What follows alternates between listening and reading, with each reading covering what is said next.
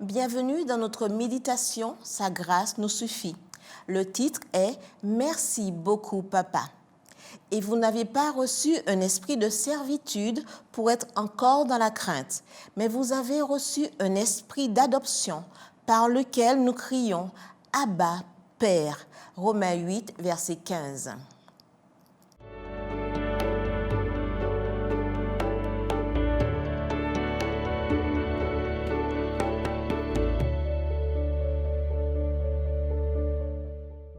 Abba est une expression araméenne utilisée pour désigner une relation étroite entre un père terrestre et ses enfants, ce qui sous-entend affection et intimité. Il signifie littéralement « papa ». Puis, par extension, Abba a commencé à être utilisé par les chrétiens pour s'adresser à notre Père qui est aux cieux. Le premier à l'appliquer à Dieu a été Jésus lui-même, lorsqu'il a dit « Abba, Père, toutes choses te sont possibles. Éloigne de moi cette coupe. Toutefois, non pas ce que je veux, mais ce que tu veux. » Marc 14, verset 36. Paul l'a utilisé dans ses lettres aux Romains et aux Galates. Nous pouvons voir cela dans Romains 8, verset 15 et Galates 4, verset 6, pour démontrer ce que nous devenons enfants de Dieu par le sacrifice du Christ. Ce qui rend ce degré d'intimité possible est l'œuvre de l'Esprit qui nous guide et nous adopte comme fils, nous accordant le droit d'être héritiers et co-héritiers du Christ. Ainsi, Paul oppose la servitude à la liberté de l'enfant de Dieu. En d'autres termes, l'Esprit qui nous guide nous assure que nous sommes acceptés en tant que fils. Nous ne sommes pas des esclaves, mais des fils. C'est l'acceptation de cette adoption qui génère affection, confiance, gratitude, engagement au point de dire « Abba, Père ». Adopter, c'est recevoir et traiter un étranger comme son propre enfant.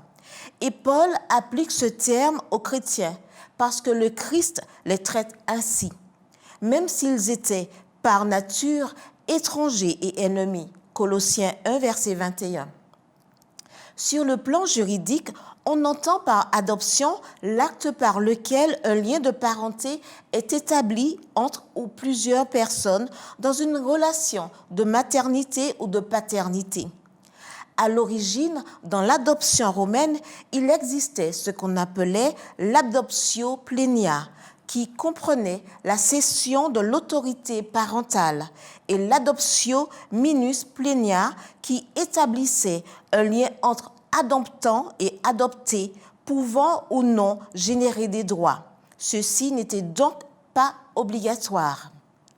Un enfant était harcelé par ses camarades de classe parce qu'il avait été adopté. Cependant, il ne se sentait pas inférieur ou discriminé pour cela. « Vous n'avez pas été adopté ?»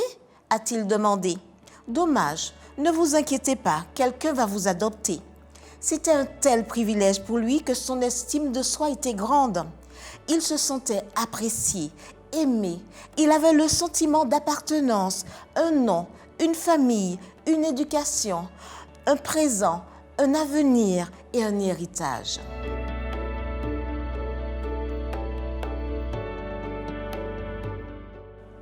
C'est l'amour qui a poussé notre Père dans les cieux à nous adopter pleinement avec tous les droits, présents et éternels. Et c'est l'amour qui doit nous inciter à dire par nos paroles et notre vie « Abba, Père, merci beaucoup, Papa ». Amen.